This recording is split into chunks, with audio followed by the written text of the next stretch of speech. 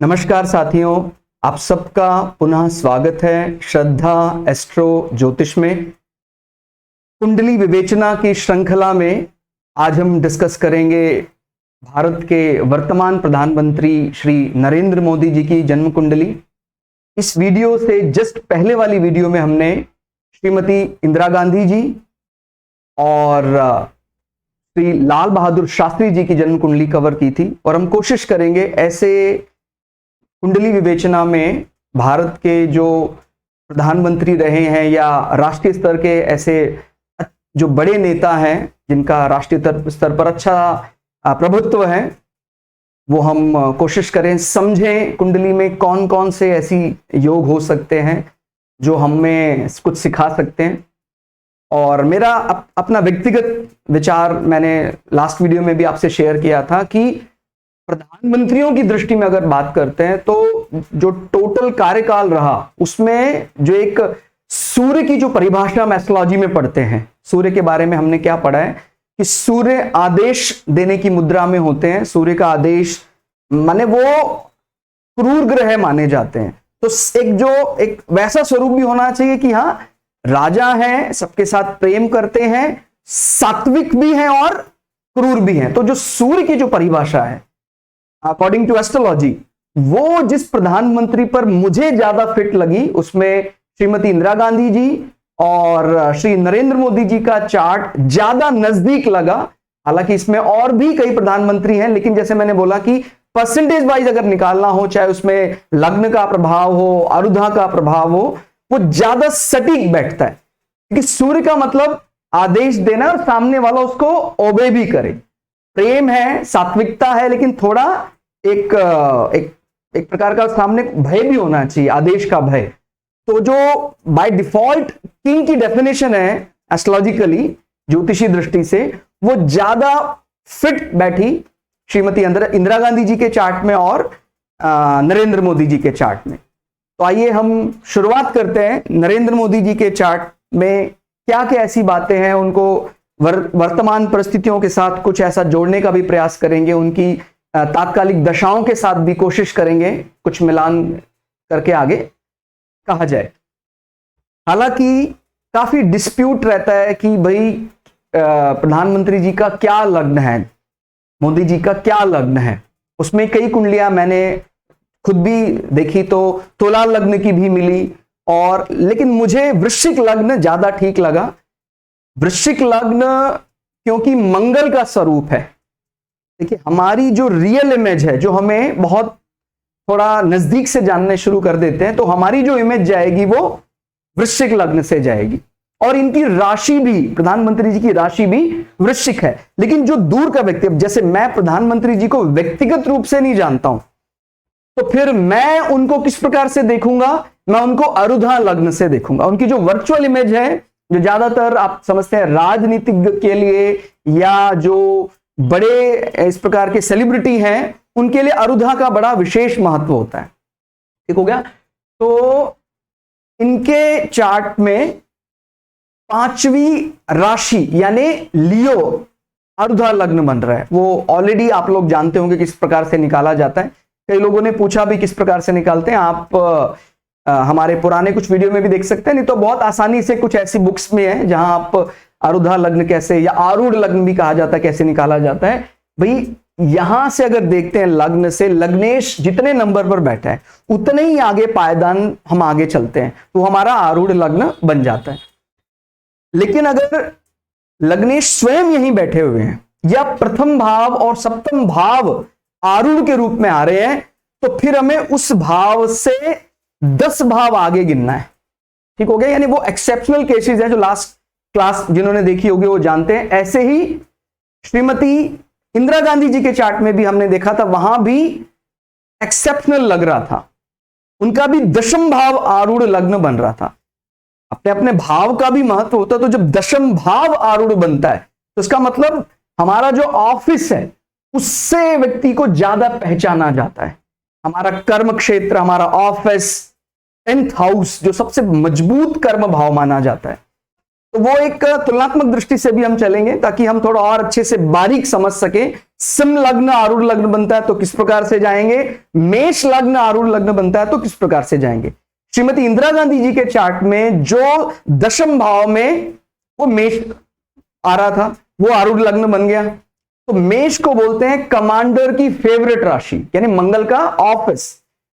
लेकिन जो लियो है ये तो स्वयं राजा का ही भाव है लियो। तो हम समझ सकते हैं कि सूर्य इस भाव के स्वामी होकर इच्छा पूर्ति भाव में बैठे हुए हैं। और वैसे इस लग्न के लिए यानी लग्नेश के मित्र भी हैं। तो अगर हम तुलना करें श्रीमती इंदिरा गांधी जी के चार्ट से श्री नरेंद्र मोदी जी के चार्ट का, तो जो 10th हाउस में बल दिखाई देता है श्रीमती इंदिरा गांधी जी के चार्ट में 10th हाउस में मेष दिखाई देता है और वही उनका आरूढ़ बन जाता है। तो जो हमारी इमेज गई है, जो वर्चुअल इमेज गई है, वो कमांडर का ऑफिस श्रीमती इंदिरा गांधी जी के चार्ट में, और श्री नरेंद्र मोदी जी के चार्ट में जो 10th हाउस से इमेज बन रही है वो राजा का स्वयं का राशि लियो। वो बाय डिफॉल्ट उसको सही परिस्थितियों में ही वो रूथलेस होता है, नहीं तो वो एक राजा की तरह, यानी जो डिफरेंस है कमांडर में और किंग में, वो वाला अंतर हम मेष में और सिंह राशि में करते हैं। तो वो अंतर हम समझ सकते हैं। राजा थोड़ा क्रूर तो होता है लेकिन मंगल का जो काम है वो ग्राउंड में है ज्यादा, तो उसको उस प्रकार कई दफा ज्यादा रूथलेस होकर भी पॉलिसीज को अप्लाई करना पड़ सकता है।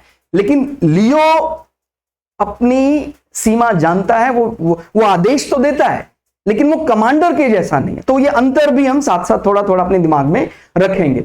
और भारतीय इतिहास में जो कह सकते हैं जो एक मील का पत्थर वाले जो बदलाव हुए, जो जितना आप स्टडी करके भी जान सकते हैं, और हमने श्रीमती इंदिरा गांधी जी के चार्ट में भी देखा था, इसी प्रकार नरेंद्र मोदी जी के चार्ट में भी जो भारतीय इतिहास में हमेशा पढ़ा जाएगा, लिखा जाएगा। चाहे हम आजकल के अलग अलग पॉलिसी बात करें, आर्टिकल 370 जैसे जो बहुत डिफिकल्ट आर्टिकल्स थे जिनको कोई क्योंकि वो वही व्यक्ति हटा सकता है जिसका स्वयं अपना दशम भाव बहुत बली है, वो जानते हैं क्या करना है। अलग अलग लोग इसमें राय देते हैं, अलग अलग विचार हो सकता है, लेकिन ये बहुत ज्यादा पराक्रमी जब व्यक्ति होगा तभी इस प्रकार का वो निर्णय देश के अनुसार ले सकता है। और चाहे अलग अलग प्रकार के आप समझते हैं मास्टर कार्ड और वीजा जैसी कंपनियों को चैलेंज करना और उनके सामने एक अलग ऑप्शन दे देना, यूपीआई ऑप्शन, तो ये इसके लिए बहुत ज्यादा मादा चाहिए। जीएसटी जैसे इनडायरेक्ट टैक्सेस को इन्वॉल्व करना और यूटीएस जैसे कई ऐप, यानी ऑनलाइन को ज्यादा से ज्यादा बढ़ावा देना, और मेक इन इंडिया जो मेड इन चाइना को चैलेंज करने के लिए बनाया गया, इस प्रकार की कई चीजें लाई गई। और वो बहुत ही अच्छे ढंग से, चाहे इंटरनेशनल रिलेशनशिप की बात करें, मतलब आप जानते हैं कभी एक ऐसा समय भी था सऊदी अरब और इजराइल के साथ हमें बहुत ज्यादा सोच समझकर चलना पड़ता, लेकिन पहली दफा ऐसा समय आया कि इजराइल ने अपना, माने अगर कोई एयर इंडिया का प्लेन इजराइल जा रहा है तो सऊदी अरब अपना एयर स्पेस उसको दे रहा है। नहीं तो उनमें आपस में कट्टर विचारधारा का उनका दुश्मनी है, वो ऐसे नहीं किसी को जाने नहीं देता। लेकिन आप समझ सकते हैं कैसे डिप्लोमेट रिलेशन रहे होंगे, और वो राष्ट्र पर आ जाती है विचारधाराएं।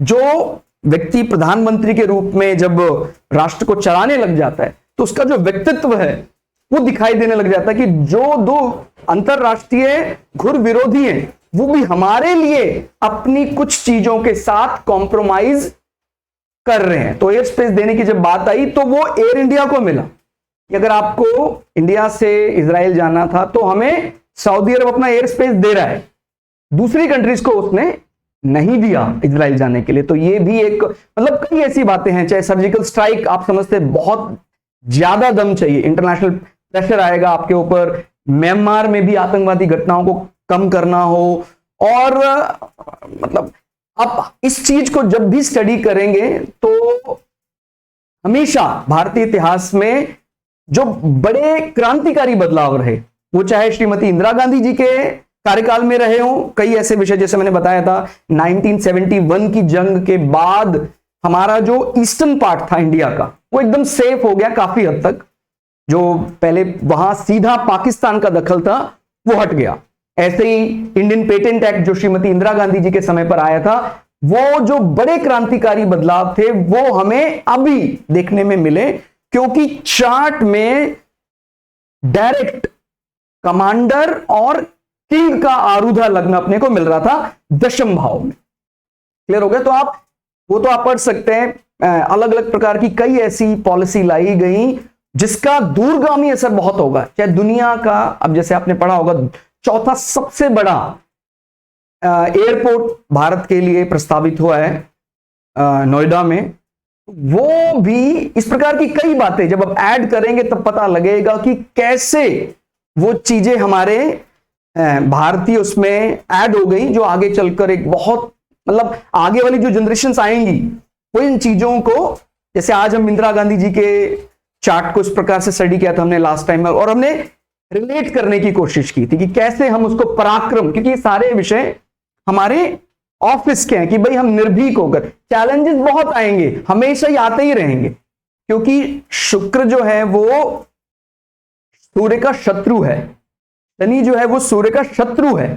लेकिन ये नहीं भूलना है कि जो डिपॉजिटर है, 10th हाउस का जो स्वामी है, वो इच्छा पूर्ति भाव में बैठा है, और घर का जो स्वामी है, एकादश भाव का स्वामी, वो टेक केयर करने के लिए साथ ही बैठा है।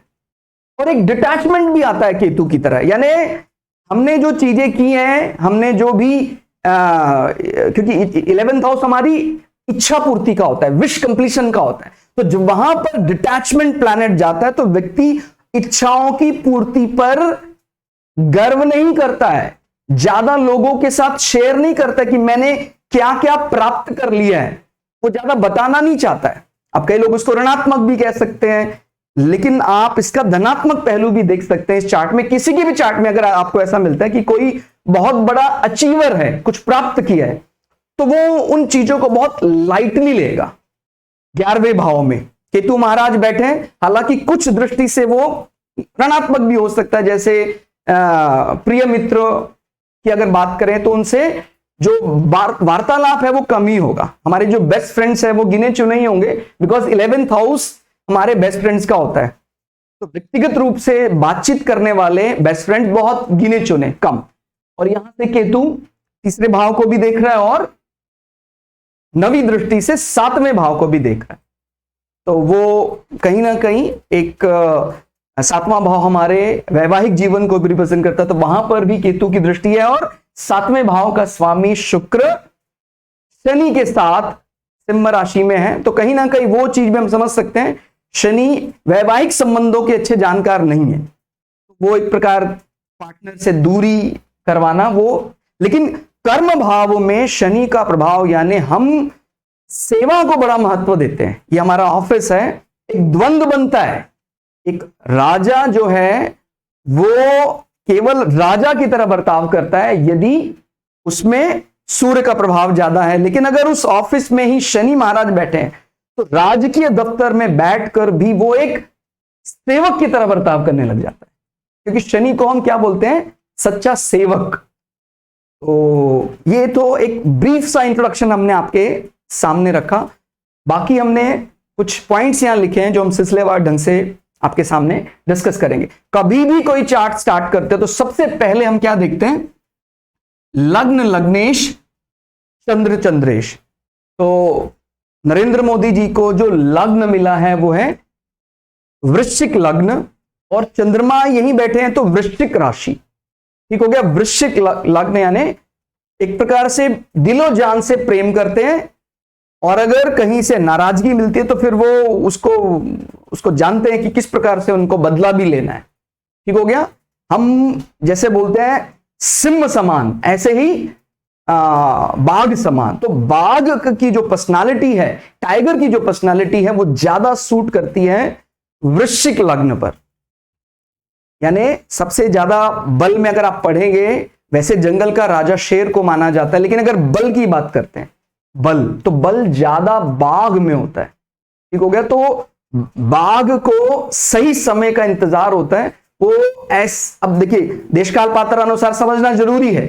जब खुले में युद्ध चलता था, आज के 500 साल 600 साल पहले, खुले में युद्ध माने आज के समय पर शीत युद्ध ज्यादा होता है। जैसे चाहे रशिया और अमेरिका की बात हो, तो डायरेक्टली अगर किसी फ्रंट में नहीं लड़ रहे हैं तो वो अपरोक्ष रूप से एक दूसरे को इस प्रकार कोई संकट पैदा करते हैं। तो उसी अनुसार अगर हम पर्सनालिटी वाइज देखें, मेष राशि और वृश्चिक राशि में आज अनुसार अपनी बातों को थोड़ा सा गुप्त ढंग से प्रेजेंट करना, वो ही ज्यादा अच्छा राजनीतिज्ञ माना जा सकता है। तो वृश्चिक लग्न राशि का पूरा प्रभाव दिखाई देता है। अंत समय तक पॉलिसी सामने वाले को समझ नहीं आती है कि किस प्रकार से वो एक्ट करेंगे। बहुत गुप्तता से अपनी चीजों को रखते हैं। और मंगल स्वग्रही है, बहुत प्रभावशाली योग माना जाता है। मंगल स्वग्रही होकर, वो तो आपको पता ही है, चाहे वो गुप्त पराक्रम क्यों ना हो, लेकिन पराक्रमी तो है, गुप्त पराक्रम है। जब तक वो ठीक है, आपको कई दफा ऐसा लग सकता है जब मोदी जी बोल रहे हैं कि इनका पराक्रम का है, लेकिन जब दिखाते हैं तो एकदम आदमी आश्चर्य में चला जाता है। ये अंतर है। मेष लग्न राशि का पराक्रम वो बयां करता है, वृश्चिक लग्न राशि का पराक्रम वो बताता नहीं है, ऑन द स्पॉट एक्ट कर देता है बस। तो मतलब भारतीय इतिहास की जो इस प्रकार की सर्जिकल स्ट्राइक रही, हालांकि इस प्रकार के ऑपरेशंस और भी होते रहे, लेकिन जो पूरे दुनिया में खुलकर यह मैसेज गया कि भारत ने तो पाकिस्तान को चारों खाने चत्त कर दिया, इस प्रकार की जो स्ट्राइक्स गई, उसका मैसेज पूरी तरह गुप्त होकर कार्य करने की जो शैली, और वो होना भी चाहिए आजकल के परिप्रेक्ष्य में। अगर हम यही बातचीत शायद 500 साल 1000 साल पहले कर रहे होते तो कुछ अलग आता, क्योंकि देशकाल पात्र लगाना जरूरी है। अब इतनी बड़ी बड़ी जो खुफिया एजेंसी है, इंटेलिजेंस एजेंसियां हैं, उनका ये बल है वृश्चिक का बल, तो इनके समय पर जो खुफिया एजेंसी हैं वो भी खूब फले फूलेंगी, क्योंकि बाय डिफॉल्ट ही वो 8 नंबर खुफिया एजेंसी का नंबर हम मानते हैं वृश्चिक। वो गुप्त पराक्रम से कार्य करते हैं, पराक्रम पूरा है, यानी सेना की वर्दी में नहीं है, लेकिन काम सारे सेना के ही करती है। अगर वृश्चिक राशि की बात करें तो हम ठीक हो गया, यानी बिना सेना की वर्दी के सेना के जो पराक्रमी काम है वो हम वृश्चिक राशि से समझते।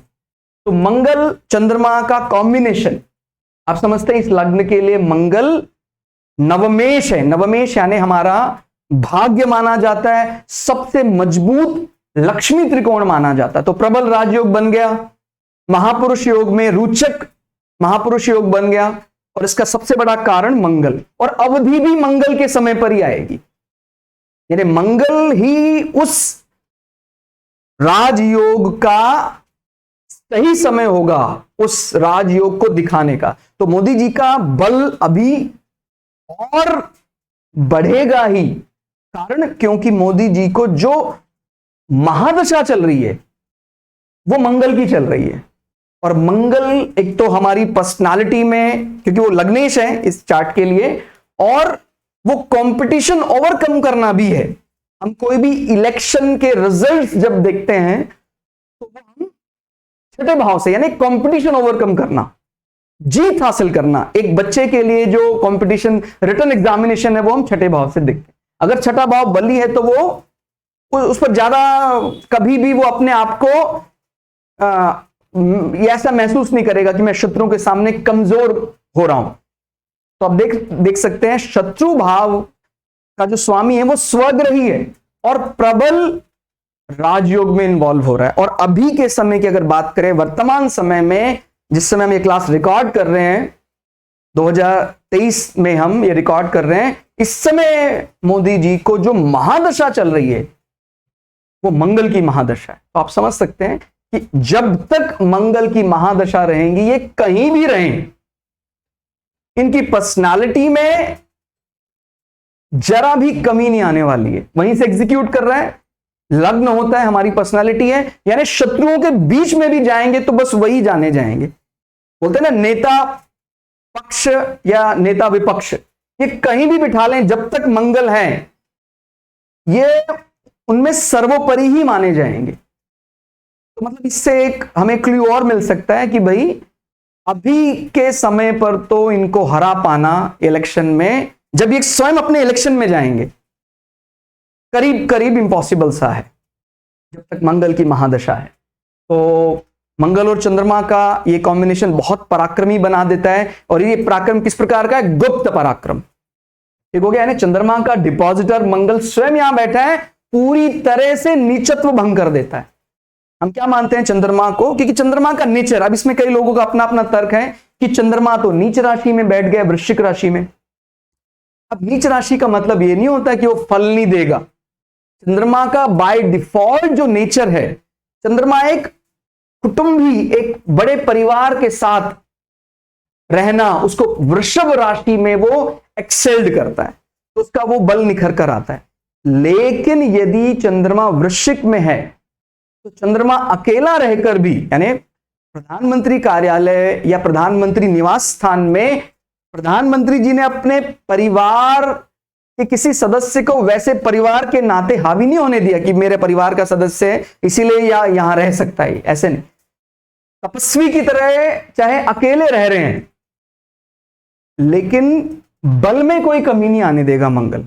तो इस अंतर को समझना है कि मंगल बाय डिफॉल्ट उसका, माने चंद्रमा बाय डिफॉल्ट उसका नेचर है कुटुंब में रहने का, चंद्रमा का। लेकिन अगर मंगल साथ में बैठ रहा है, नीच मंगल के साथ, माने नीच चंद्रमा के साथ अगर मंगल बैठा हुआ है, तो वो नीच होने के बाद भी, यानी अलोन, अकेला रहना चाहता है, फिर भी बल बराबर दे देगा। ठीक हो गया, ये अंतर थोड़ा समझ पा रहे हैं क्या है? कि जैसे मंगल मान लीजिए किसी की कुंडली में नीच का है, कर्क राशि में, तो मंगल, क्योंकि वो तो ऑफिस के लिए बढ़िया माना जाता है, और हमने मंगल को कहां बिठा दिया? किचन में बिठा लिया। लेकिन अगर मंगल कर्क राशि में बैठा है, साथ में चंद्रमा आ गया, तो वो किचन में बल दे देगा। ऐसा व्यक्ति बढ़िया होटल बना सकता है, बढ़िया शेफ हो सकता है। यानी मैं अंतर समझा रहा हूं, ठीक हो गया? क्योंकि हम उस दृष्टि से अपने को सीखना है क्या, किस प्रकार से किसी के नीच भंग का क्या प्रभाव होता है। मंगल का नीच भंग हो गया, चंद्रमा का नीच भंग हो गया, तो आप ये चंद्रमा के नीच भंग को समझ गए कि भाई चंद्रमा का बाय डिफॉल्ट नेचर रहने का हो सकता है, सबके साथ, हमारे घर में सबके बड़ा कुटुंब, सबके साथ मिलकर रहते हैं। लेकिन अगर मंगल नीच भंग में आ जाता है, तो बेशक हमारे उस घर में जहां हम रहते हैं हमारा एकांत रहता है, लेकिन हमारे बल पराक्रम में कोई कमी नहीं है, मंगल स्वयं मौजूद है। ठीक हो गया? रूचक महापुरुष योग के साथ मंगल लग्न में प्रबल राजयोग बना रहा है। ठीक हो गया? तो मंगल के जो जो विषय होंगे उसमें तो कोई कमी आ ही नहीं सकती है। मंगल किस चीज का कारक माना जाता है? क्योंकि अभी हम अगर राष्ट्र के सबसे ताकतवर नेता के रूप में अगर कहेंगे, तो सीधा असर इस कुंडली का राष्ट्र पर पड़ेगा। तो जब तक ये राष्ट्र के प्रधानमंत्री रूप में है, तो क्या चीज राष्ट्र को मिलने वाली है? मंगल का बल पूरा मिलेगा। मंगल यानी जिसको हम पराक्रम, कमांडर इन चीफ, सेना का बल बहुत बढ़ जाएगा। ठीक हो गया? सेना अब अपने हथियार जो ज्यादातर हम कहीं दूसरे देश से आयात किया करते थे, अभी मेक इन इंडिया के तहत हम खुद ऐसे कॉरिडोर बना रहे हैं। और उसमें शुरुआत में अगर आपने पढ़ा हो, 101 प्रोडक्ट्स डिफेंस में इस्तेमाल होने वाले उन कॉरिडोर्स में इनिशियल स्टेज में अभी बनाए जाएंगे। 101 ऐसे उत्पाद वहां बनाए जाएंगे। तो आप समझ सकते हैं वो कल्पना से परे था कभी कि हम डिफेंस के सारे इक्विपमेंट्स बाहर से आयात करते थे, अब हम खुद बना रहे हैं। और बल्कि हमारी ऐसी, अगर इस चार्ट के प्रभाव की बात करते हैं, इसी प्रकार का प्रभुत्व रहता है, तो उल्टा हम दूसरे को डिफेंस निर्यात करने के लायक भी हो जाएंगे और हो रहे हैं। जैसे ब्रह्मोस जैसा जो मिसाइल है, क्रूज मिसाइल, इतना बढ़िया उसको अपग्रेड कर दिया गया कि कई डेवलप्ड कंट्री भी वो चाहते हैं। तो मंगल का प्रभाव हो गया पूरा। और साथ साथ अगर बात करते हैं बुध की, बुध जो नेचुरल कारक होता है कम्युनिकेशन का, तो जो संवाद है, कम्युनिकेशन इंडस्ट्री है, क्योंकि मैंने बोला जो व्यक्ति सबसे ताकतवर है इस समय, भारत के उसमें, तो भारत पर उसका सीधा असर पड़ेगा। तो जिस कुंडली में बुध अपनी उच्च राशि में है, वो अलग बात है कि वो वक्री होकर बैठा, वक्री यानी अपने डिसीजन को लेकर एकदम बोल्ड और अलोन रहेगा, बोल्ड एंड अलोन, इसको वैसे प्लस ही माना जाता है। अपने जहां निर्णय की बात आती है वो अकेला भी कंफर्टेबल महसूस करता है, नहीं तो हमें क्या लगता है कि इस निर्णय को सबसे पास करा लो तो ज्यादा बेहतर है, जबकि ऐसा नहीं है। बाय डिफॉल्ट जो बुद्ध की प्रॉपर्टी है वो कम्युनिकेशन देता है, अगर वो वक्री नहीं है तो सबके साथ मिलाकर देगा। लेकिन अभी बुद्ध में भी एक प्रकार का वक्रत्व आ गया है, एक प्रकार का ज्यादा स्वाभिमानी बुद्ध आ गया है। तो जो हमारा कम्युनिकेशन सर्विसेज है, किसी भी प्रकार की संचार सेवाएं, हम उसको इंटरनेट के जरिए जोड़ सकते हैं, हम उसको 5G नेटवर्क के साथ जोड़कर देख सकते हैं, वो काफी अच्छा रह सकता है। आप सर्वस्तकवत चार्ट बनाएंगे तो और आपको क्लैरिटी मिलेगी। 11वां भाव सबसे बली है सर्वस्तकवत चार्ट में, हमारी इच्छाओं की पूर्ति, लेकिन उस पर बिल्कुल भी अहंकार नहीं करेंगे, क्योंकि डिटैचमेंट प्लैनेट केतु बैठा हुआ है। मिलेगा सब कुछ, क्योंकि घर वाला घर में है तो सबसे ज्यादा घर वाले की चलेगी, बुद्ध की चलेगी, अहंकार नहीं करेंगे। और आप समझते हैं बुध आदित्य योग भी बन रहा है, बुध आदित्य योग बन रहा है। अब कई दफा इसमें यह भी कई लोग कह सकते हैं कि भाई सूर्य और केतु का प्रभाव ये क्या बता सकता है। देखिए, सूर्य वैसे हमारा जो राजतंत्र की बात करते हैं, पिता पक्ष की बात करते हैं, वो बात करता है। और 11वां भाव वैसे पिता के भाइयों को भी बताता है, तो वो वहां पर बैठकर उस पक्ष को थोड़ी सी हानि पहुंचा सकता है। लेकिन इसका एक दूसरा पहलू यह है कि हमें कभी भी सूर्य की प्रॉपर्टी के कारण अहंकार नहीं होगा। सूर्य माने हमारा हमें तो पिता से ही वो चीजें मिली हैं, इस प्रकार का कभी अहंकार नहीं बनने देगा। तो सूर्य पर केतु का प्रभाव उसके धनात्मक और ऋणात्मक दोनों पहलू पर विचार किया जा सकता है। अगर जैसे एक्सेल्ड प्लैनेट जब होते हैं, बहुत ज्यादा बली होते हैं, इच्छा पूर्ति भाव में बैठा है तो वो इच्छा पूर्ति तो देगा ही देगा। पराशर ऋषि ने इस बारे में साफ कहा है कि अगर 11वें भाव में शत्रु भी बैठ जाए तभी भी वो कुछ ना कुछ देकर ही जाता है। केतु एक प्रकार का मोक्षा प्लैनेट भी है, तो मुक्ति साधना में भी अपने को कुछ ना कुछ देकर जाएगा, चाहे वो ऋणात्मक परिस्थितियों में व्यक्ति निकले। तो जैसे आप मोदी जी के बारे में पढ़ेंगे, कुछ परिवार में शुरुआत में जब वो बाल्यकाल में उन्होंने घर छोड़ दिया, कुछ ऐसी स्थितियां, और उसके बाद वो वैराग्य लेकर चले गए। तो क्योंकि केतु कन्या राशि में ज्यादा फेवरेबल नहीं माना जाता है, तो उन परिस्थितियों में एक होता है व्यक्ति खुद से जा रहा है, घर में सारी सुख सुविधाएं भरी पड़ी हैं, तब वैराग्य के लिए जा रहा है। एक कई दफा ऐसा होता है कि नहीं, स्थितियां कुछ प्रतिकूल रही और मन में एक प्रकार का वैराग्य हो गया, और उसी वैराग्य यानी प्रतिकूल परिस्थितियों में उस वैराग्य से कुछ हासिल भी कर लिया, बिकॉज वो इच्छा पूर्ति भाव में बैठा है। तो वहां पर उनको कुछ ऐसी बातें पता लगी कि नहीं, आपका अभी जो मुख्य कार्य है वो तो बाकी है, आपको पहले माने आपको योगी बनना है तो राजयोगी जैसा आपको बनना होगा। आपको अभी जंगल में रहकर योग साधना की बजाय आपको राष्ट्र की साधना करनी है। इस प्रकार का माने उससे भी इच्छा पूर्ति तो होगा ही होगा अपना। तो वो विषय भी हम समझ सकते हैं। कम्युनिकेशन संबंधी राष्ट्र को बेनिफिट होगा, मंगल संबंधी पूरा फायदा होगा।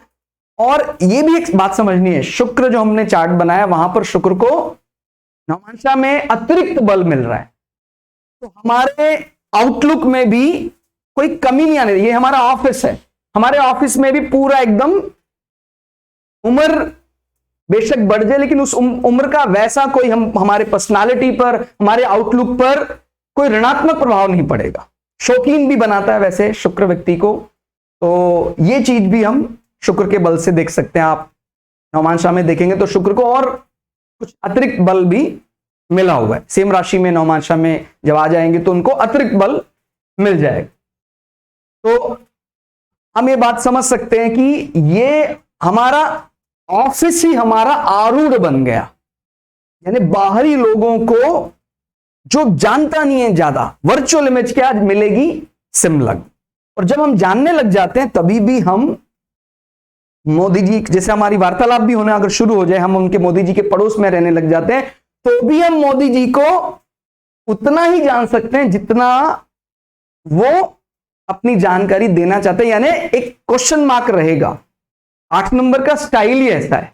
8 नंबर अपने बारे में बहुत, मतलब क्योंकि ये अकल्ट है, ये गुप्त राशि, रहस्यमयी राशि मानी जाती है 8 नंबर।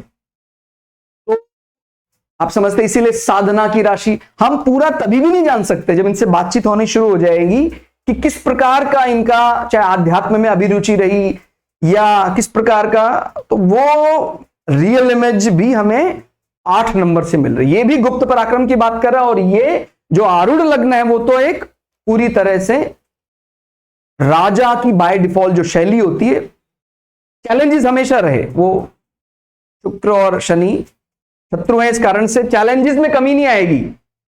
जब मोदी जी को पहली दफा चीफ मिनिस्टर बनाकर भेजा गया गुजरात के, उस समय भी मतलब शुरुआत से ही चैलेंजेस आते रहे कि भाई हमारे क्षेत्र में कौन से बाहुल्य लोग थे, आपने किनको चीफ मिनिस्टर बनाया, इस प्रकार के चैलेंजेस भी आए। और फिर उसके बाद नेचुरल डिजास्टर आ गया, लेकिन हर चीज को बहुत बढ़िया से ओवरकम किया। हर प्रकार से, मतलब भूकंप भी आ गया, फिर और प्रकार के कई ऐसे रॉइट्स भी हो गए, उसमें भी बहुत अच्छे से निकल कर आ गए। तो चैलेंजेस हमेशा रहेंगे, चैलेंजेस तो उनके ऑफिस के साथ जुड़े हुए हैं, लेकिन एक तो होता भी हमारा कार्यकाल में कोई भी इस प्रकार नहीं हुआ, हम तो भाई बस खाली राज करने के लिए पैदा हुए, इस प्रकार का चार्ट नहीं कहा जा सकता है। और इस बात को मोदी जी वैसे खुद भी कई दफा स्वीकार करते कि मैं चुपचाप ऐसे अकेले शांति से नहीं बैठना चाहता हूं, मैं तत्पर होकर कार्य करना चाहता हूं। तो वो सब चीजें भी हम देख सकते हैं। इसी कारण से हमें इस कार्यकाल में अगर आप पूरा पढ़ेंगे, मतलब जो इंडिया में, जैसे मैंने बोला, कम्युनिकेशन बहुत अच्छे से बढ़िया हो गया है। यानी जो क्यू सिस्टम था, भाई लाइन में खड़े रहने का जो कल्चर इंडिया में था, चाहे वो इंडियन रेलवे का रहा हो, चाहे एलपीजी कनेक्शंस में रहा हो, किसी में भी क्यू सिस्टम जो था वो लगभग अब खत्म हो गया है। कई प्रकार में, जैसे मैंने यूटीएस की बात की, पेमेंट सिस्टम की बात की, जिस पैसे को लेने के लिए आपको लाइनों में लगभग आप डायरेक्ट ऑनलाइन कर रहे हैं, भेज रहे हैं। तो क्यू सिस्टम, कम्युनिकेशन बड़ा जबरदस्त हो गया, ठीक हो गया। तो बुद्ध का पूरा पूरा बल इन्होंने इनकैश कराया हर प्रकार से। मतलब दूसरे कई देशों की कम्युनिकेशन कंपनियां भी थर्रा गई, ये क्या हो गया। जैसे मैंने नाम लिया था, जब भी हम पेमेंट एक दूसरे को भेजते हैं तो कई ऐसी विदेशी कंपनियां भी हैं, लाइक मास्टर कार्ड हैं, वीजा हैं, वो हमें वो पेमेंट को वाया देती हैं किस प्रकार से वो। लेकिन अब हमें खुद ही इंडियन गवर्नमेंट ने ऐसे कई, जैसे एनपीआईसी ने कई ऐसे सिस्टम बना दिए, तो अब बड़ी आसानी से यूपीआई के जरिए पैसे भेज सकते हैं। तो ऐसी कई चीजें हैं। और पराक्रम की बात करें तो पराक्रम तो आपको दिख रहा है 370, यहां तक कि सुप्रीम कोर्ट के जो रिटायर्ड जजेस हैं उनके भी स्टेटमेंट आए थे कि भाई आर्टिकल 370 इस प्रकार से नहीं हट सकता है। उन्होंने साफ ये मैसेज दिया था, लेकिन इस चीज को लागू करने के लिए सोचिए कितना बड़ा पराक्रम चाहिए, उसको लागू करवा ही दिया। और आप जानते हैं आज 370 आर्टिकल हट चुका है दायरे में रहकर। ऐसा नहीं कि कोई हमने संविधान को बदल दिया, ऐसा नहीं है। संविधान की उस बारीकी को समझकर वो काम हमने कर दिया। तो ये बात भी हम समझ सकते हैं कि उसके लिए बड़ा पराक्रम चाहिए।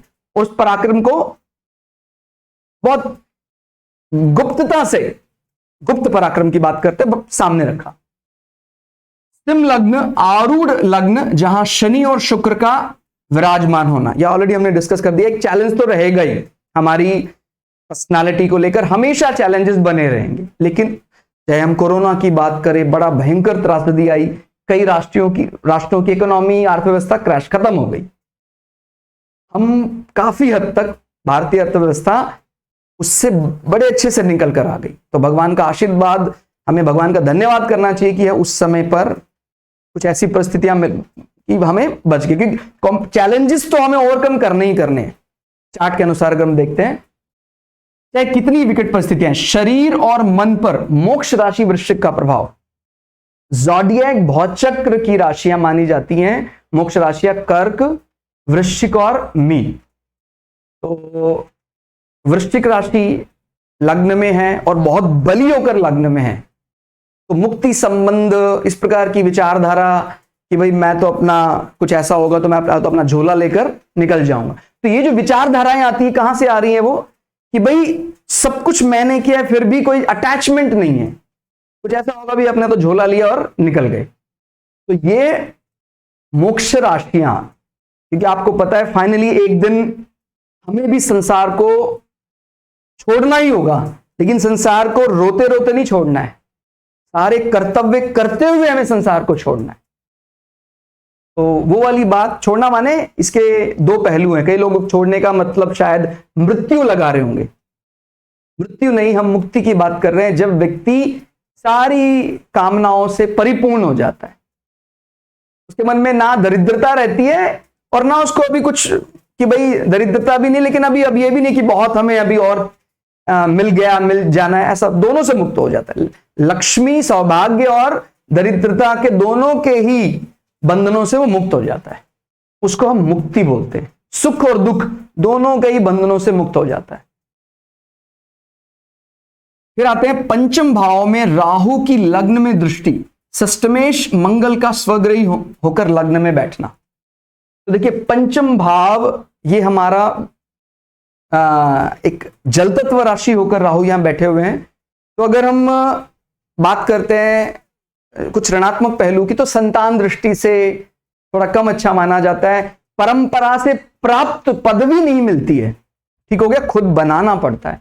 और राहु लगातार अपनी नवी दृष्टि से लग्न को टॉर्चर करता रहेगा, कुछ ना कुछ परेशानी करता रहेगा, लेकिन बली कौन है? मंगल। तो ये अपने को जीत दिला देगा। और इसमें जैसे मैंने बोला कंपटीशन ओवरकम करना, ये बहुत बढ़िया है।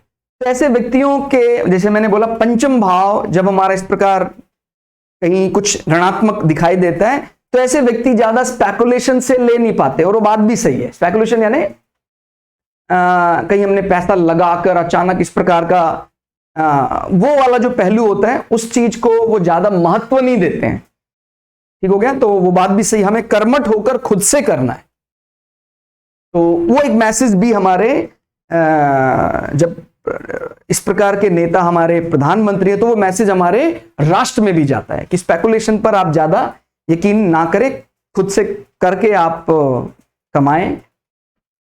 तो जो लोग ज्यादा केवल स्पेकुलेशन पर, सट्टे पर यकीन करते हैं, उनको इनके समय पर ज्यादा कुछ हासिल होने वाला नहीं है। तो इसलिए खुद कर्म करने पर विश्वास करें। मंगल के जो सब्जेक्ट्स हैं, जो बुद्ध के सब्जेक्ट्स हैं, उनमें इन्वेस्ट करने का इनके कार्यकाल में बहुत फायदा होगा, ठीक हो गया। नक्षत्र ग्रह स्वामी शनि का कर्म भाव में बैठना, ठीक हो गया।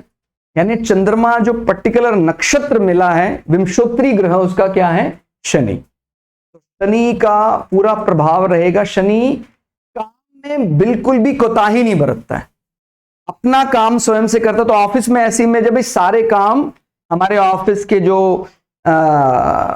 अधिकारी, हमारे जो मतलब मीन्स हमारे जो मालिक हैं, वो ऑफिस के सारे काम खुद ही करना जानते हैं, चलिए बहुत अच्छा सेवक है। तो इस प्रकार से वो बल भी अपने को मिलता है। ग्रह भाव, मातृभूमि भाव, माता भाव में बृहस्पति विराजमान है। चतुर्थ भाव को हम अपना घर बोलते हैं, मतलब जैसे एक आवास, इसको हम कहीं कहीं रिलेट करके आगे कोशिश करेंगे कि किस प्रकार से हम मेदिनी ज्योतिष में भी रिलेट करके देख सकते हैं अभी राष्ट्र के चार्ट के साथ उस व्यक्ति के चार्ट को। तो चौथा भाव हमारा जो पूरा जैसे आवास योजना की अगर बात की जाएगी, रहने की योजनाओं की बात की जाएगी, तो हम बोलते हैं चतुर्थ भाव में गुरु का बल कैसा होता है, वो तो एक्सेल्ड करते हैं। ज़ोडिएक में, भौचक्र में चतुर्थ भाव गुरु का फेवरेट भाव माना जाता है कि भाई ऐसा हमारा घर का माहौल गुरु बना देते हैं। गुरु यहां बहुत बोल्ड है, तो ये माता का भाव भी माना जाता है। तो माता का भी बहुत बड़ा प्रभाव जीवन में रहा और ये मातृभूमि भी है। तो ये जो मातृभूमि विषय होगा इनके कार्यकाल में, ये भी काफी उभर कर सामने आए। गुरु देख रहे हैं अष्टम भाव को भी और द्वादश को भी। तो इनमें, क्योंकि गुरु को तो शुभता की बात, उनकी दृष्टि में शुभता विराजमान है। कुछ भी ऐसे चैलेंजेस अगर हैं कहीं, वो दूर हो जाएंगे, वहां उल्टा और शुभता है। ये अंडरग्राउंड चीजें मानी जाती है अष्टम भाव, वैसे भी बाय डिफॉल्ट इनको 8वीं राशि मिली हुई है और गुरु ने यहां अपनी दृष्टि भी लगा दी। तो माइनिंग रिलेटेड चीजें हैं, चाहे एलपीजी संबंधित कोई विषय है। एलपीजी में बहुत बड़ा रेवोल्यूशनरी बदलाव हुआ। नहीं तो एलपीजी में भी अगेन मैंने बोला ना, इंडिया को तो क्यू कंट्री के तरह देखा जाता था, हर जगह जहां देखे लाइन लग गई है, लाइन लग गई है।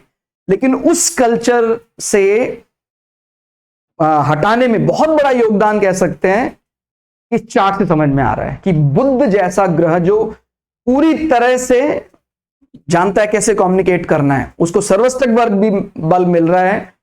तो सारी क्यू इंडिया में काफी हद तक खत्म हो गई कि भाई नहीं तो हर जगह जहां देखे एलपीजी काउंटर हो, रेलवे काउंटर हो, बस काउंटर हो, जहां देखें लाइनें ही लाइनें। तो उस दृष्टि से ये बल भी माना जा सकता है। हमें कुछ ऐसी अंडरग्राउंड चीजें भी मिलेंगी जब हम उसको कंट्री के चार्ट के साथ मिलाकर देखेंगे, काफी शुभता दिखाई देती है। यानी इसका जो स्वामी है एलपीजी, माइनिंग, जमीन के नीचे कुछ मिलना, चाहे वो लिथियम का मिलना हो, चाहे कुछ और ऐसी वैल्यूएबल मेटल का मिलना हो, उसका स्वामी आय भाव में बैठा है और गुरु यहां से शुभता की बात भी कर रहा है।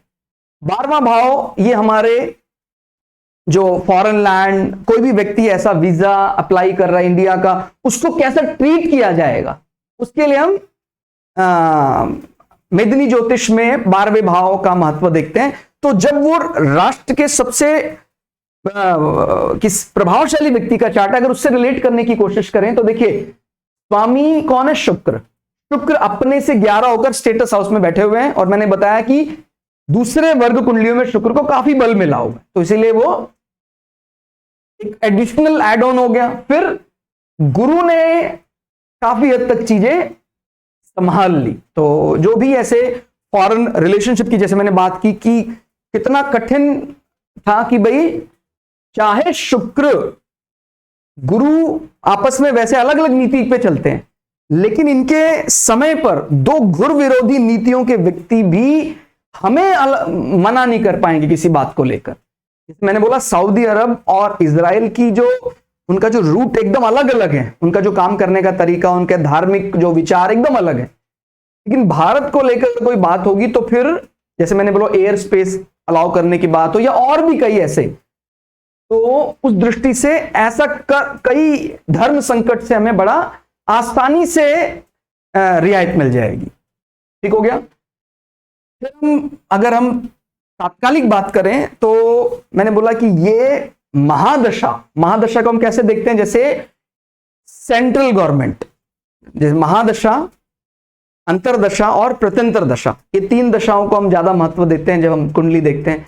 महादशा is like central government, big change, बहुत बड़ा चेंज हो गया। उसके नीचे फिर स्टेट गवर्नमेंट। ध्यान रखना है स्टेट गवर्नमेंट अगर अगेंस्ट भी हो जाती है तभी भी जो बड़े बदलाव हैं उनको नहीं रोक सकती है वो। मींस अगर महादशा के नीचे कभी अंतरदशा, जैसे मंगल के नीचे राहु आ गए, राहु जैसे कुछ प्रॉब्लम क्रिएट करेंगे, जरूर क्रिएट करेंगे, लेकिन राहु को वैसे हम आतंकवादियों के साथ भी जोड़कर देखते हैं और राहु विदेशी आतंकवाद दृष्टि से भी देखा जा सकता है, बिकॉज राहु इज फॉरेनर, वो हमारे कमांडर को परेशान कर रहा है। तो ऐसी परिस्थितियां मंगल राहु चैलेंजेस बना सकता है। तो मैं ये सेंटर स्टेट और इस प्रकार की बात अगर हम करें तो सेंटर में अगर मंगल है, स्टेट में अगर राहु है, फिर उसके नीचे कौन है, इसको बोलते हैं एक मेंबर ऑफ काउंसिल की तरह कि फाइनली डिलीवरी बॉय कौन बन गया, डिलीवरी मैन कौन बन गया। हमारे क्षेत्र के कोई छोटे इस प्रकार के काम है वो हमारे उनमें ज्यादा दिक्कतें नहीं आती हैं। कोई ऐसी छोटी अप्रूवल्स हैं वो अगर प्रत्यंतर दशा स्वामी हमारे फेवर कर रहा है तो वो हो जाती हैं। लेकिन कुछ ऐसा बड़ा जिसका काफी बड़ा बहुत पूरा लाइफ बदल दिया, ऐसे चेंजेस में तो सेंट्रल गवर्नमेंट को ही आना पड़ेगा, मतलब महादशा को ही बदलना होगा। भाई मंगल से पहले जो महादशा चल रही थी वो चंद्रमा की थी। चंद्रमा का स्टाइल है थोड़ा सा बाय डिफॉल्ट चंद्रमा को मानते हैं वो केयरिंग नेचर होता है, नर्चरिंग नेचर है, एक मातृत्व भावना होती है, थोड़ा थोड़ा अदब से कार्य करेंगे, रुक कर कार्य करेंगे। लेकिन मंगल तो कमांडर है, वो ज्यादा ये उनको रुकना नहीं है भाई आप ये कह रहे हैं ये वो तो सीधा एक्शन ले लेते हैं। तो मंगल के टोटल स्पैम अगर हम देखेंगे 2021 से लेकर 2028 तक पराक्रम बल और बढ़ाएगा ही बढ़ाएगा। ठीक हो गया। तो इस प्रकार से भी अगर हम देखते हैं कि मंगल की महादशा चलेगी, सॉरी अष्टमी 28 तक लग्नेश, ये षष्टमेश मंगल की महादशा चल रही है। ठीक हो गया। ये कंपटीशन ओवरकम भी करवाएंगे। तो कोई भी ऐसा इलेक्शन कैंपेन वगैरह में भाग लेंगे तो उसको आसानी से जीत लेंगे। एकादशेश बुध, ये हम ऑलरेडी डिस्कस कर चुके हैं। स्वग्रही और सर्वष्टक वर्ग में सबसे बली भाव है एकादश भाव। अगर आपने पढ़ा हो सर्वष्टक वर्ग में 25 पॉइंट में हम सेटिस्फैक्टरी रिजल्ट देखते हैं। 25 अगर मिल जाता है हर प्रकार से, हर प्लैनेट का ओवरऑल जो हमें फायदा नुकसान है वो हम सर्वस्व के अंक से जान सकते हैं। अभी 36 मिल रहा है, हम 25 में पासिंग मार्क्स दे देते हैं, 28 में गुड मानने लग जाते हैं, 30 में वेरी गुड मानते हैं। तो आप देखें 36 ये सब इनफैक्ट सर्वस्टक वर्ग में सबसे स्ट्रॉन्ग हाउस बन जाता है 36 लेकर। इच्छा पूर्ति में और जो भी इस भाव का स्वामी है उससे संबंधित विषयों में कोई कमी नहीं रहेगी। तो आप बेझिझक होकर कम्युनिकेशन संबंधी विषय हैं उनमें अगर आप आगे कुछ ऐसा कुछ ऐसे इनिशिएटिव लेना चाहें तो बहुत बढ़िया रहेगा, क्योंकि इनके खुद के चार्ट में एकादश भाव इच्छा पूर्ति भाव का स्वामी होकर और नेचुरल कारक होता है वो कम्युनिकेशन का, बहुत स्ट्रांग बैठा हुआ है। ठीक हो गया। तो ये सारे ही विषय जो भी बुद्ध के विषय हैं उनमें तो कोई कोर कसर ऐसी रह नहीं जाएगी। प्रिय मित्र, एकादश भाव में केतु का प्रभाव, वो भी हम बात कर चुके हैं कि भाई हमारे जो हमें बहुत अच्छे से जानते हैं उनसे टेलीफोनिक कन्वर्सेशन बहुत लिमिटेड होगा, because Ketu means moksha planet, detachment, कम बातचीत होना। और यही केतु अपने, क्योंकि ये सहोदर होते हैं, भाई बहनों के साथ संवाद भी समय अनुसार होता है। और इसी प्रकार से केतु का 9वीं दृष्टि सप्तम भाव में। तो हालांकि चार्ट में बताने वाली चीजें बहुत है, लेकिन हम प्रयास करेंगे धीरे धीरे पार्ट में हम चीजों को आपके सामने रखें। अगली दफा हम कुछ आपके सामने और भी ऐसी बातें रखें जो हम फर्स्ट वीडियो में नहीं बता पाए। तो जुड़े रहिए हमारे साथ, इसी प्रकार के और इंटरेस्टिंग वीडियो हम लाते रहेंगे। और आप लोगों से ये विनम्र प्रार्थना है कि देखिए, अगर हम सीखना चाहते हैं तो हमने जो ये सेक्शन शुरू किया है प्रसिद्ध जन्म कुंडलियां, इसमें आपको हर प्रकार के चार्ट स्टडी करने चाहिए, चाहे कोई फिल्म स्टार का चार्ट हो, चाहे कोई राजनीतिज्ञ का चार्ट हो, कोई धर्माधिकारी हो, कोई अलग अलग प्रकार कोई ऐसा उद्योगपति हो, चार्ट हम लाएंगे। आपको भी एकदम किसी पूर्वाग्रह के विचार में ना जाकर उसको समझने की कोशिश करनी है कि मैं क्या क्या वहां से उठा सकता हूं। क्योंकि अगर हम इस प्रकार के उसमें चले गए कि भाई सर आपने ये अभिनेता का चार्ट क्यों ले लिया, आपने पॉलिटिशियन का चार्ट, तो फिर हम किस किस को छोड़ेंगे, किस किस को एक्सेप्ट करेंगे।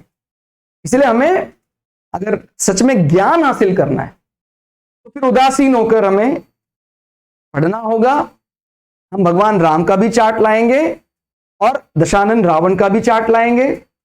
हम इसी प्रकार से अभिनेताओं का चार्ट भी लाएंगे, महापुरुषों का चार्ट भी लाएंगे। तो आप सभी चार्ट से कुछ ना कुछ बारीकियां निकालने की कोशिश करिएगा, और आपके मनोबल से ही हमारा मनोबल बढ़ता है।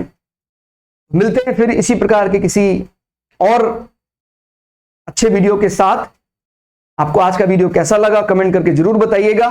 तब तक के लिए जय श्री भगु पराशरा, जय श्री शुक्राचार्य, नमस्कार।